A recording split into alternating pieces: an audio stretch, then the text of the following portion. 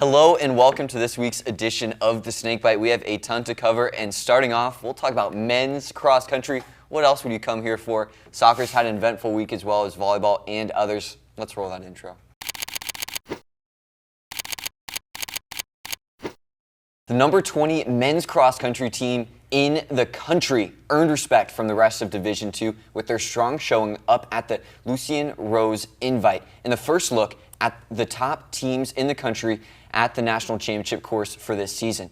Coming into the meet, the Mocs were unranked and came in hungry, looking to show the country what's been developing in the intestines of Holloway Park. Up in Kenosha, the Mocs plan to bring their top 8, including top returner and 41st overall finisher at last year's national championships, Christian Giller, but due to illness, the 2 through 7 on the squad had to step up. The race saw a massive uphill that the men ran twice over the 8K race, where the Mocs stayed tough with sophomore Eli Zupa leading the way, placing 35th overall in 25:31.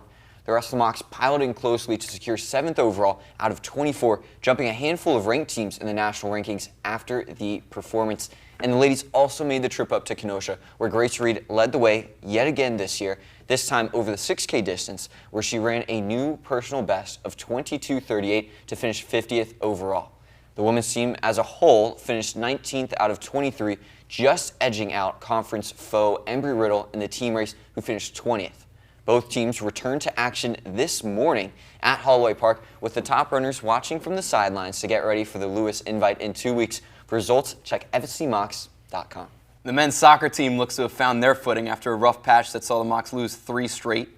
Florida Southern has found their first conference win and an unbeaten streak. It's only been 2 games, we'll call it a streak, since the first 3 games of the season. In the trip to Georgia Southwestern State, the Mocs found their first goal in 3 games with Hector Oliver opening scoring with a penalty kick to even the game at 1. Darcy Moffitt soon followed with one of his own to give the Mocs a 2-1 lead before the Hurricanes evened it at 2 for the second meeting between the two schools to end as the first did in a 2-2 tie.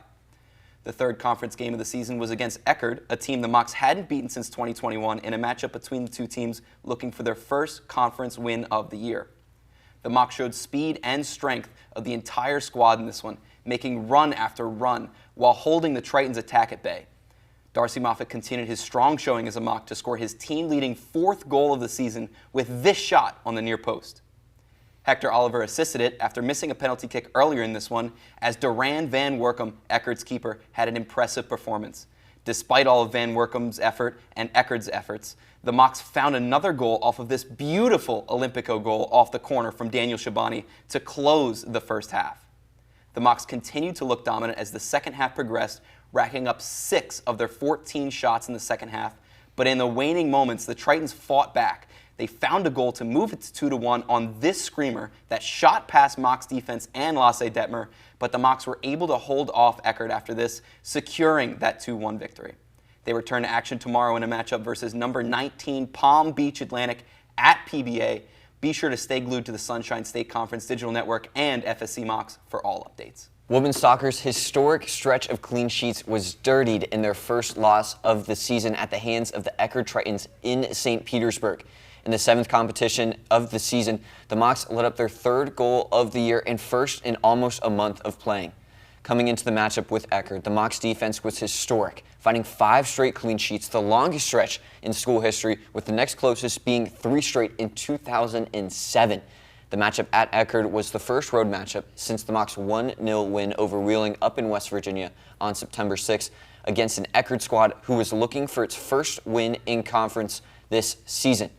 Eckerd excelled at limiting the Mocs' attacking opportunities, allowing just 3 shots in the entire game, with only 1 in the first half. Eckerd, like the Mocs, wasn't able to find much offensive success, as they had 5 shots in the first, but none on target. Both teams entered the second half looking to respond, and the Mocs were given a perfect chance to strike first with a penalty kick in the 52nd. However, like in the men's game, the Triton keeper made the save and kept it even. Both sides continued battling after that, with neither finding great looks until the lone shot on goal by Eckerd in the 78th minute found the back of the net. After the goal, Florida Southern tried to bring a spark off the bench, but the undefeated streak fizzled out in St. Pete.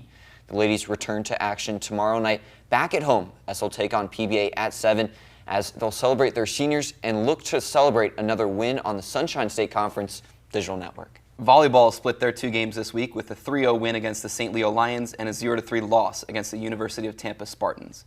In their first set against St. Leo, the Mocs went down 17-11 and were able to fight their way back thanks to 3 Bolly Cole service aces and strong offense to finish the set 25-21. In the second and third sets, the Mocs offense continued to barrel through the Lions, posting 13 and 15 kills respectively. Unfortunately, the Mocs dropped their next matchup against SSC's immovable object in the University of Tampa, who now hold a 10-0 record on the season. The 3 sets were concluded by scores of 25-15, 25-18, and 25-21, with UTampa posting an absurd 50 kills throughout those 3 sets. Despite the loss, sophomore Nako Sasaki earned her second SSC Defensive Player of the Week on the young season due to her incredible statistics. Over the weekend, she posted 39 total digs, which brought her average to a whopping 6.5 digs per set. The Mocs will travel south to face Nova Southeastern tonight at 7 p.m. and Palm Beach Atlantic tomorrow at 4. And that'll do it for this week's edition of the Snakebite. A few more things to run through. Hockey, they had a tough matchup against Tampa. Were able to find some goals in the second one, but fell in both. And both tennis teams are back in action right now and will be finishing up action near the end of this weekend as the ladies up at Mercer and the men are at Pensacola for the ITA Regionals. And one more shout out, women's golf, top 25. Welcome to the rankings, ladies. We'll see you next week to talk some more.